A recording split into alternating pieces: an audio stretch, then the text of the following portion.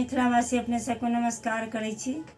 एकटा सोहर लेके उपस्थित भेलहुँ, गा रहल छी, सुनू। संगीता झा गीत का आनंद उठाओ।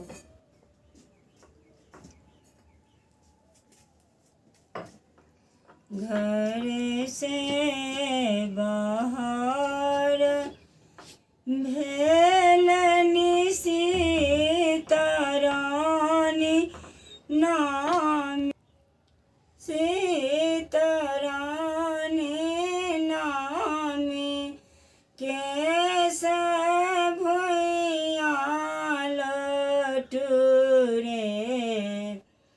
लेलन रे धरती लगाए आसमान की आब नाय बाँचब रे।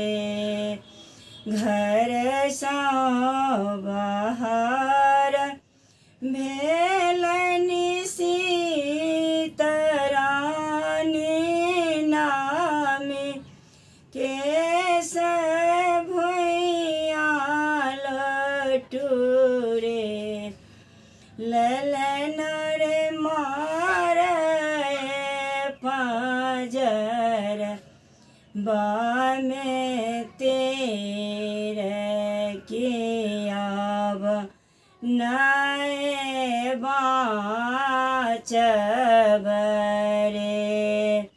सासु मोरा सुतलन भानस घर ननदी को बर घर रे ललन रे हुनी प्रभु सुतलन मंदे चढ़े ककरा जगाए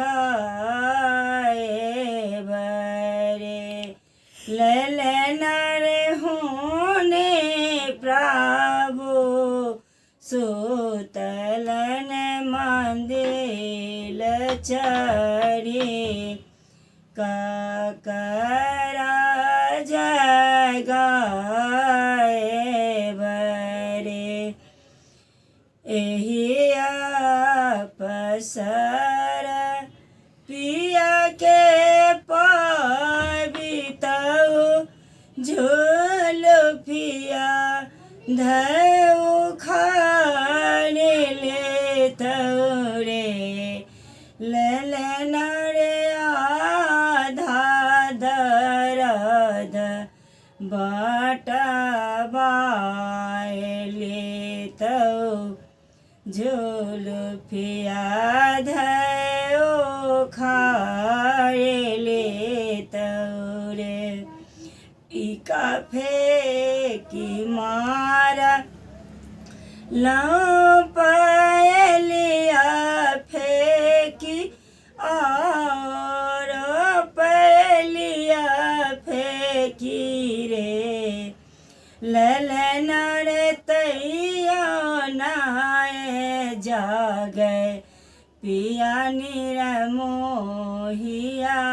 के काका राज गाए बरे।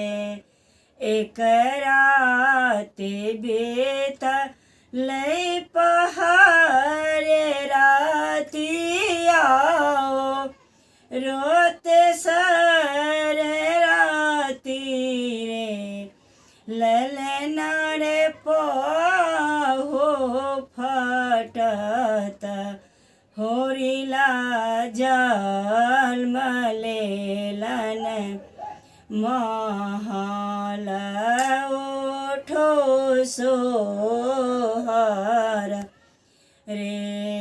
सासु जे उठ लनि गबैत नाना रे पहो फटत होरिला जल भेल धरते आ आनंद भेल रे सासु जे उठलनि गबैत नाना दी बजबैत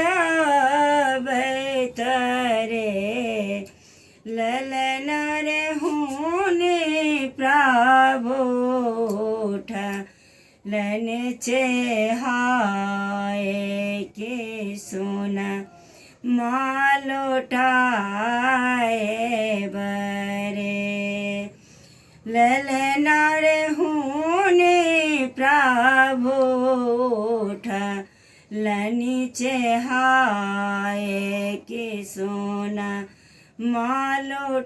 मालोटाए बरे केहि जे हो सोहर गाओल गाबी के सुनाओल रे ललनर जुगे जुगे बरो इहो बांस की बाजा न बाजत रे सुर नार मुनि एहो सोहर गा